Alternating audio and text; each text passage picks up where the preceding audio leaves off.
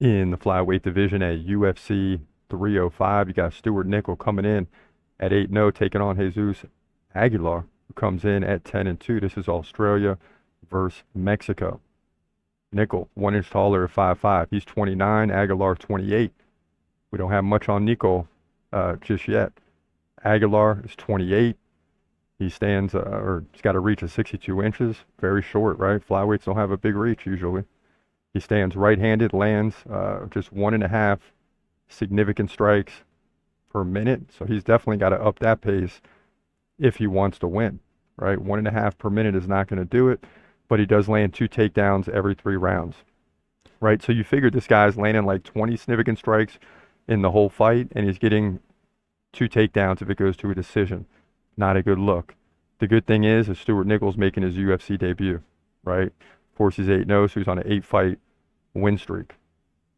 In those 8 wins, 4 KOs, 3 submissions, 1 decision. And he's been fighting out of, just different promotions here and there. So no big competition level. So big question mark for Stewart Nicoll. But he's beating guys that are put in front of him. Aguilar, 40% takedown defense. Not good at all. But he's won back-to-back fights against Mateusz Mendonca by split decision and Shannon Ross by KO. His last loss was to Tatsuro Taira by submission. And he came through the Contender Series beating Harrison Ferreira. So this fight really just comes down to how good do you think Stewart Nicoll is.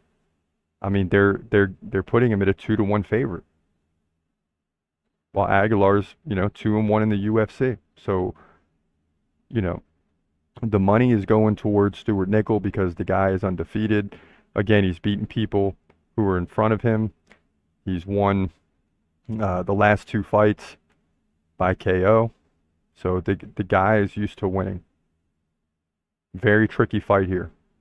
I feel like I'm getting lulled into picking Stewart Nicoll, and I don't know a lot about him. Jesus Aguilar, I know that he's won in the UFC. So guess what? Stewart Nicoll is a guy that is getting an opportunity here probably early in the UFC because it's in Australia. They need an Australian, and people are believing he's going to win the fight. I'm not going against Jesus Aguilar. And always in the first fight of the night, it's tricky because you don't want to start out 0-1. You want to start out 1-0.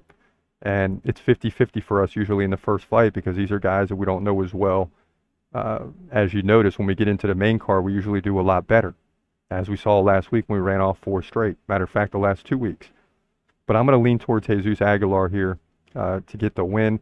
I do not like the numbers, but I like the fact that he's won the last 2. So Stewart Nicoll's got to make me a believer, and maybe he will. But right now, I'm going with Jesus Aguilar to win this fight just on sheer being a veteran. So I like him to outpace Nicoll, maybe even get a submission on the ground to move to 11-2. We'll see. Hopefully I'm right. Flyweight division, UFC 305.